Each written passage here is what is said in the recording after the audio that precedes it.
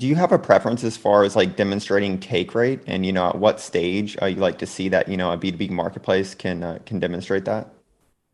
Yeah, so I don't know if we've been lucky here, but I have I have struggled with marketplace pitches where they say we'll figure out take rate later. Um, Basically running at like zero or negative take rates. To me, it's just sort of kicking the can down the road in terms of when you can validate if there's real product market fit for your marketplace to exist. I mean, like, you know, I can, you can kind of, what is it, sell a dollar for 80 cents all day long. Um, so I skew much more heavily towards having some kind of take rate out of the gate and then with visibility to improving that take rate over time.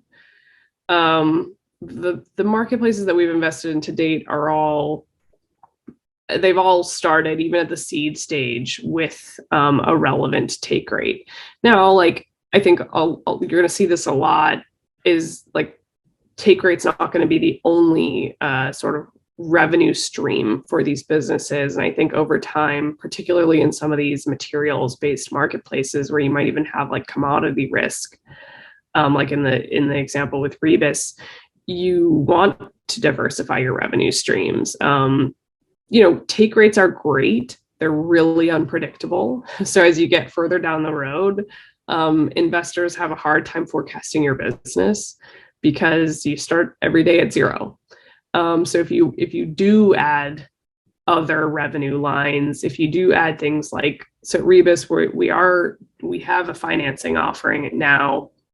We've also rolled out an entire basically like digital freight brokerage for these like specialty like flatbed trucks that they use to move these massive steel coils.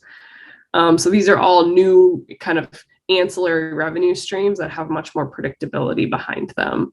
Another one you see often is like people building this workflow software or having an API that plugs into your inventory management system. I mean, these are all things that we're starting to see that ultimately are value add and give a little bit more visibility. But to answer your question, I am a big fan of validating take rate in your market early on. I would even say validating it before you really start your marketplace.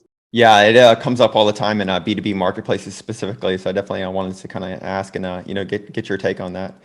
Yeah, and look, like there are some very large marketplaces today that are still trying to figure out take rate or operating on like a negative gross margin, but I don't see how they can have successful exits without proving to the market that they're capable of getting the take rates, unless there's some bigger play that they're, like a lot of folks will say, we're going to do something with all of the data that we're collecting, or there's some other end goal.